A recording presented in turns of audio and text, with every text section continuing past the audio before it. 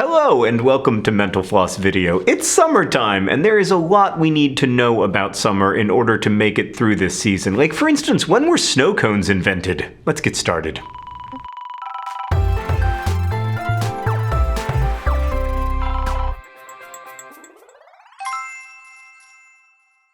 We are going to start with some quick facts about the best summer treats, starting with my birthday, July 30th, best day in the summer. I don't have a P.O. box, but you guys are more than welcome to send me hip hip hoorays. I do accept all of that. Okay, let's get started, hey? The famous expression, when life gives you lemons, make lemonade, was popularized in an obituary. Writer Elbert Hubbard wrote about the death of actor Marshall Pinckney Wilder in 1915. The obituary read, "He picked up the lemons that fate had sent him and started a lemonade stand." The expression had been around before then, but it took off after this. The cookbook S'mores, Gourmet Treats for Every Occasion, claims to have the secret to an evenly roasted marshmallow. Author Lisa Adams recommends cooking it on a metal cooking rod or coat hanger. Get John, get the team, let's try this out. I will just sit back and eat it all. In Gaffney, South Carolina, there's a 135-foot tall water tower in the shape of a peach. It's known as the Peachoid, and it has looked that way since 1981. There's a sweet variety of watermelon known as the Bradford, after the last name of the man who created it in the 1840s. People loved them, but they were difficult to ship, so they fell out of favor. The Bradford family took it upon themselves to continue growing their variety in their backyard. Thanks to that, they didn't go extinct and you can now buy them again. According to the Ben & Jerry's company, they allow employees to bring 3 pints of ice cream home daily. Speaking of frozen treats, the inventor of popsicles, Frank Epperson, filed his patent in the 1920s. It contains a drawing of how to make popsicles in test tubes, because of course, this was before the days of the popsicle mold. And the modern snow cone is credited to a man named King Sammy. He filed a patent for a snow cone ice shaving machine in 1927 after selling his snow cones at the Texas State Fair. The popularity of iced tea led to a surge in the popularity of tall glasses. During the early 20th century, people started buying more large glasses because they were drinking so much iced tea. And finally, according to internet sources, National Corn Dog Day is always on the first Saturday of March Madness, the NCAA men's basketball tournament. But there hasn't been a presidential proclamation making it official yet, even though there is a national day for everything. And there should be a national day for proclaiming national days.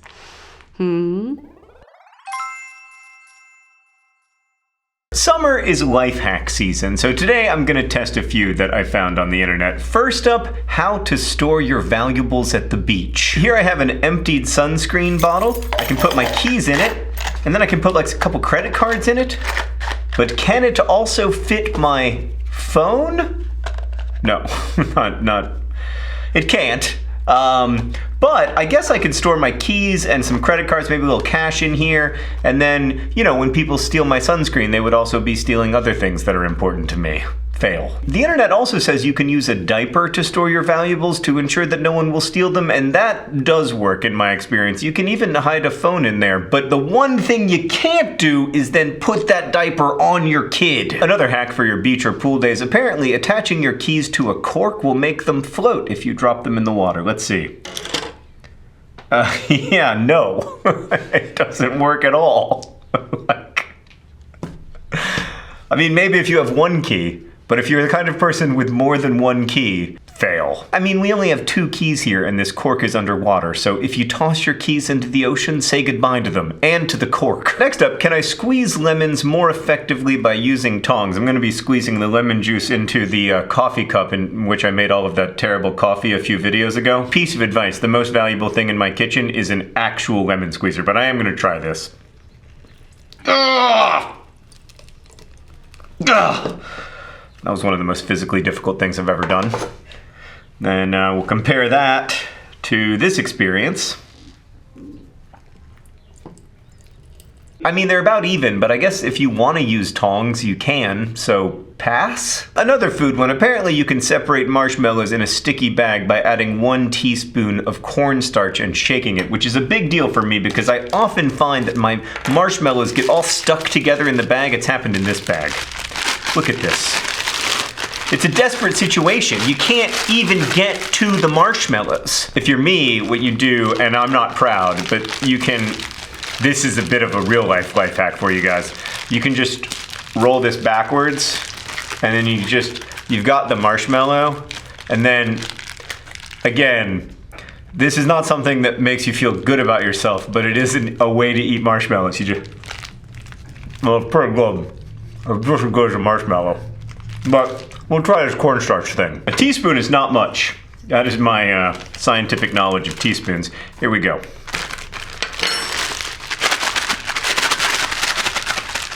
I mean, the bag doesn't even shake. This has a 0% chance of working. No, it did not work. Hold on. All I've got now is cornstarch on my marshmallows. Is this edible? Quality guarantee. Is there anything about how you're not supposed to consume it? All right, I'll give it a try.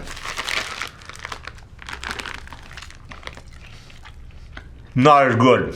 Fail. We're gonna finish up with a camping hack. We've attached a headlamp to a gallon of water. It's supposed to light up a tent, but we're gonna see if it can light up the whole studio. So lights off, everybody. This looks really good. That's a proper life hack for you. Pass.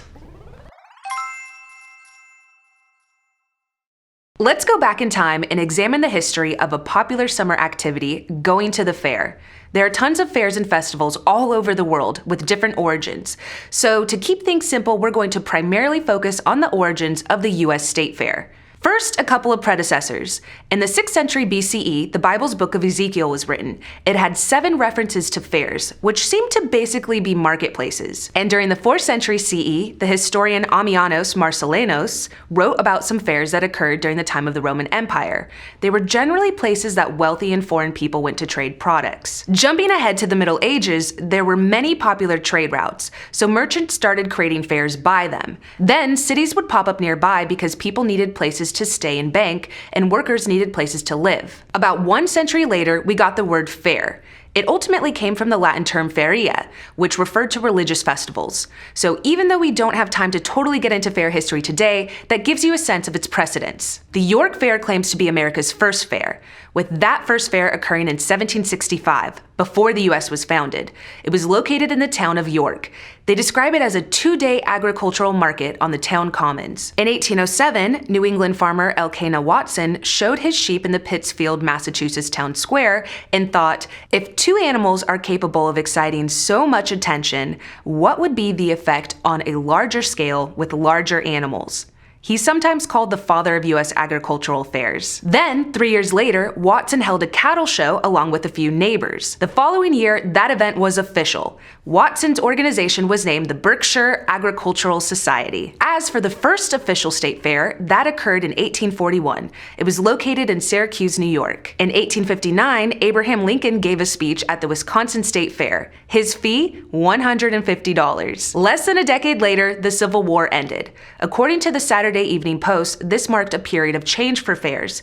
They started to become more about thrill shows, contests, and pageants. Speaking of contests, around 1898, butter sculptures began showing up at state fairs, thanks to a push from the dairy industry. And by the 1950s, fairs were becoming more high-tech than ever.